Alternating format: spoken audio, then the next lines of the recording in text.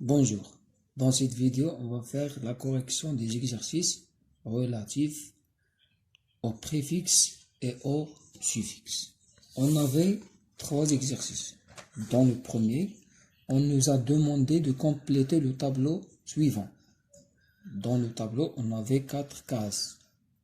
Dans la première, on avait mot dérivé. Dans la deuxième, préfixe. Dans la troisième, radical. Et dans la quatrième, suffixe. Le premier exemple qu'on avait, c'est malheureux. Le radical de ce mot, c'est heureux. Le préfixe, c'est mal, malheureux. Le deuxième exemple, inoubliable. Le radical, c'est oubli. Le préfixe, c'est in, un. Et le suffixe, c'est able. Donc ce mot contient les deux, le préfixe un et le suffixe able. Le troisième exemple, le mot dérivé, c'est redire. Le préfixe, c'est re. On avait à donner le radical, c'est dire. Verbe dire. Le quatrième exemple, impatient. Le préfixe, c'est un avec im. Le radical, c'est patient.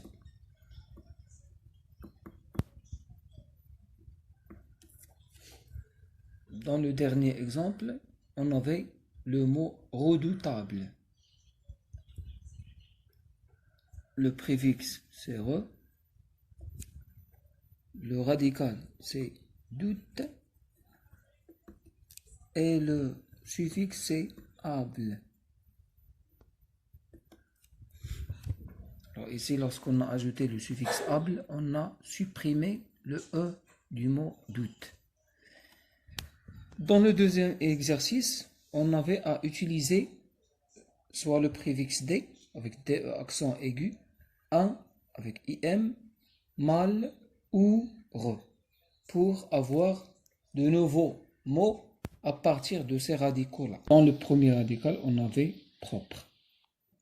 Le préfixe qu'on doit employer ici, c'est mal, pour avoir mal propre. Le deuxième radical, poli. Le préfixe qu'on doit employer, c'est un, im, poli. Quelqu'un qui est impoli, c'est quelqu'un qui est impoli. Qui n'est pas poli, c'est quelqu'un qui est impoli.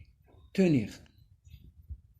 Le préfixe qu'on doit employer, c'est re, pour avoir le mot dérivé, retenir.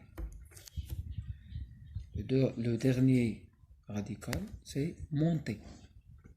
Le préfixe qu'on doit employer ici, c'est D, pour avoir le mot dérivé, démonter. Dans le troisième exercice, on avait à former des adjectifs à partir des noms entre parenthèses à l'aide des suffixes wa, ois, un, ain, if, if et al, ael. Dans la première phrase, on a un garçon. Le mot entre parenthèses, c'est Maroc. Alors, un garçon qui habite au Maroc, on dit un garçon marocain. Alors, le suffixe qu'on doit employer, c'est un, ain.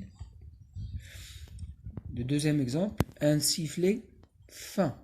Le mot entre parenthèses, c'est fin. Le suffixe qu'on doit employer, c'est al. Un sifflet final.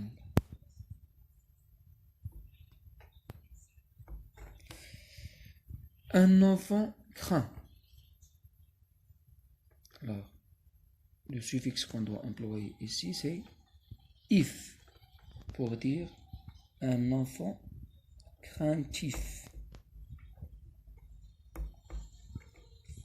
Un homme qui habite à Tanger. On dit c'est un homme tangérois. Le suffixe qu'on doit employer, c'est wa. C'est tout.